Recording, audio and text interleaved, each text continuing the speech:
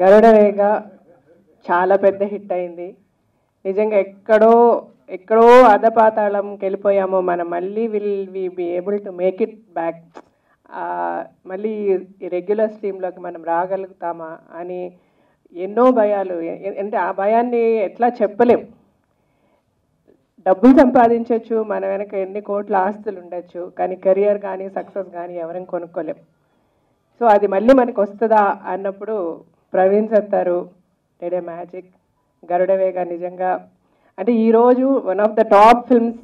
ఇప్పుడు బాహుబలి గురించి మాట్లాడినప్పుడు డెఫినెట్గా గరుడవేగ గురించి కూడా మాట్లాడుతున్నారు. అంత పెద్ద సక్సెస్ అయింది, అంత పెద్ద సక్సెస్ చేశారు. ఆ పెద్ద సక్సెస్తో చాలా చాలా చాలా అంటే ఆ సక్సెస్ ఎంత గుర్తుందో అంత బాధను కూడా గుర్తుండేలా చేసింది ఆ మూవీ. ఆ మూవీ టైంలో వి లాస్ట్ మా అత్తగారిని, మా అన్నయ్యని. మా అన్నయ్యని నేను అన్నయ్య అని చాలా తక్కువసార్లు పిలుస్తా. ఒరే రారా పోరా అని అంట. మురళి చాలామంది వాడు నాకు తమ్ముడని అనుకుంటారు. Though he's 5 years elder to me. నేను అన్నయ్య అని పిలిచేది కళ్యాణ్ అన్నయ్యనే. గరుడవేగ తర్వాత ఏం చెయ్యాలి, చాలా పెద్ద గ్యాప్ తర్వాత కల్కి స్టార్ట్ చేసాం. అంటే ఎంత సక్సెస్ రావచ్చు, ఎంత పేరు ఉండొచ్చు, కానీ సినిమా తీయడం చాలా కష్టం అండి. అది ఈ రోజుల్లో చాలా చాలా కష్టం. అది ఒక లేడీగా నేను ఫైట్ చేస్తూ ముందుకు వెళ్ళి చేయడం ఇంకా కష్టం. కల్కి చేద్దాము అని అనుకున్నాక సరే కథ చాలా బాగుంది, డైరెక్టర్ని ఒప్పించి ప్రశాంత్ని ఒప్పించడానికి కూడా నాకు చాలా టైం పట్టింది.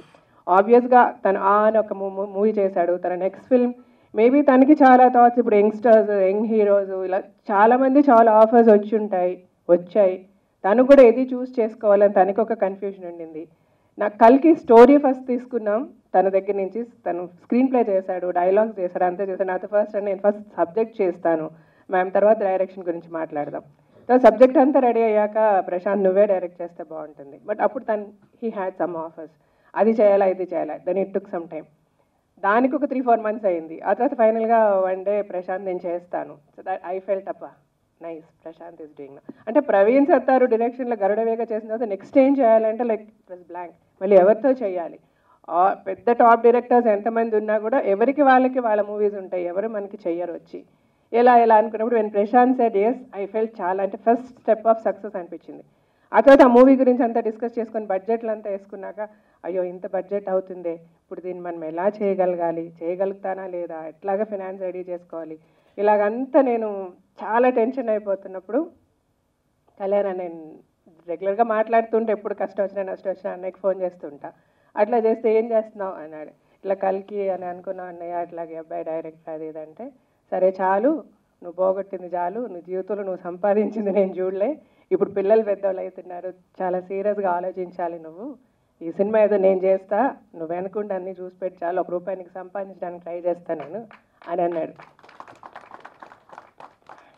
నాకు నిజంగా మాటలు రాలే. I felt so happy. ఇప్పుడు కూడా నాకు ఏంటంటే క్రియేటివ్ సైడ్ ప్రశాంత్ నువ్వు కరెక్ట్గా చేస్తున్నావా లేదా, నీకు ఇది కావాలా అది కావాలా, లేకపోతే రాజశేఖర్ గారికి ఇది ఆలోచిస్తాను, కానీ నేను ప్రొడక్షన్ గురించి ఆలోచించాల్సిన అవసరం లేకుండా చేశారు నాకు కళ్యాణ్ అన్నయ్య. Thanks to you.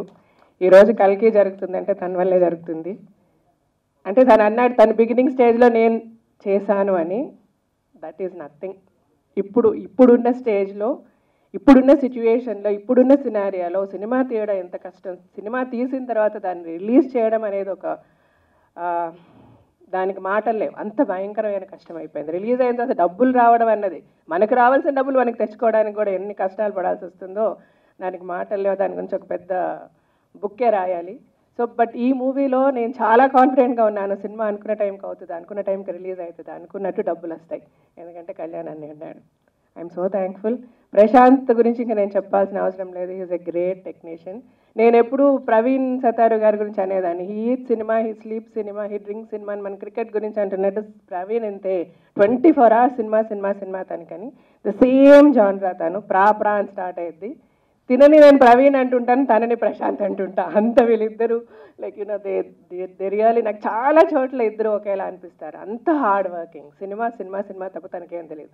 ఆ సినిమా తీసేటప్పుడు నాకు ఒక ఎవ్రీ టైమ్ హీ కాల్స్, మనం ఈ షార్ట్ ఇలా అనుకున్నాం కదా మ్యామ్, ఈ సీన్ ఇలా అనుకున్నాం కదా, నేను ఇంకా ఇట్లా బెటర్మెంట్ చేశాను. And every time he says something, it will be a betterment. I'm so happy. And Shiva గారు, నాగేంద్ర గారు, Venkat, everybody, all the technicians are amazing. అంటే ఇంకా మనకేమీ చేయాల్సిన అవసరం లేదు, మనం హ్యాపీగా కూర్చొని రిలాక్స్ అవ్వచ్చు. They think, they work same. Praveen అట్లాగే, ప్రశాంత్ అట్లాగే. I'm so happy. బాలగోపాల్ గారు, వర్మ గారు, ప్రొడక్షన్ సైడ్ ఇప్పుడు అన్నయ్య అన్నట్టు తిట్లన్నీ తినేది వాళ్ళు. నేను కూడా ఎక్కువ చెప్పను, నన్ను కూడా తిట్టేస్తాడని వాళ్ళతో చెప్తుంటా. వర్మ గారు, బాలగోపాల్ గారు. ఈ వీడియో మీకు నచ్చినట్లయితే లైక్ చేయండి, షేర్ చేయండి. ఇలాంటి మరిన్ని సరికొత్త సినిమా వీడియోల కోసం ఛానల్ని సబ్స్క్రైబ్ చేయండి. అలాగే ఇక్కడ ఉండే ఈ గంట సింబల్ని క్లిక్ చేయండి. మేము అప్డేట్ చేసే ప్రతి వీడియో నోటిఫికేషన్స్ మీకు వచ్చేస్తాయి.